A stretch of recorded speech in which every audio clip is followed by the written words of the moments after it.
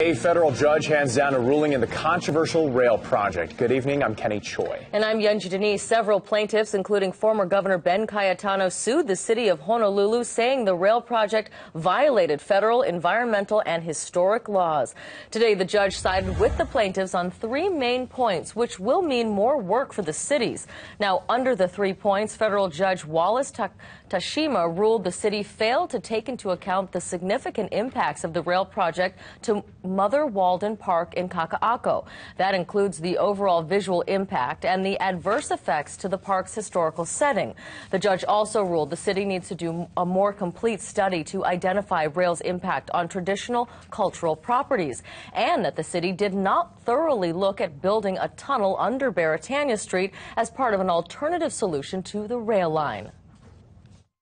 The judge here has asked us to come up with a remedy or a course of action on how we would actually supplement the various records that we have to, but we haven't been shut down. There is no injunction issued. This is a serious decision.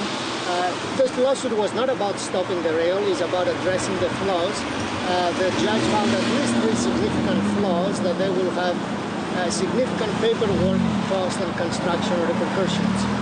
Both sides will meet at a hearing in December to see if the issues can be resolved. All right, so what does this decision mean for the future of rail, and how could this affect the election with rail being such a key issue?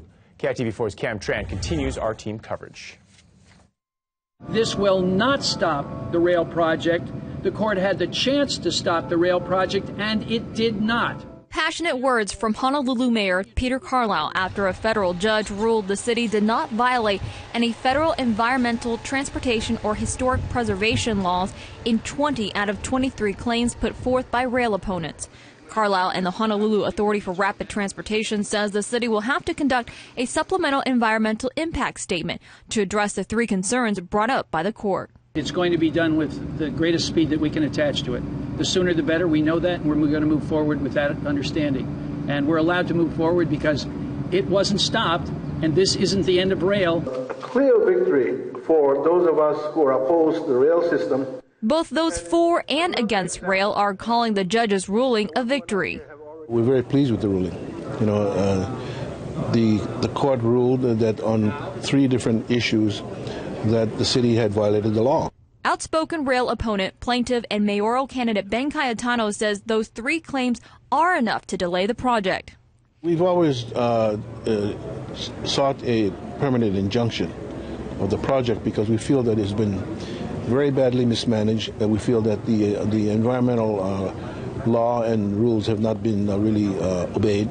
However, his opponent, Kurt Caldwell, who supports rail, says the city has been doing the right thing, and today's ruling is proof. The FEIS was done properly after challenges were made saying it was not. They're saying that at-grade light rail was properly dismissed, that BRT was properly dismissed, was considered and then dismissed, and that managed lanes was properly considered and then dismissed. I think those are real victories because, as you know, the argument from the other side all the way along has been it was not properly reviewed.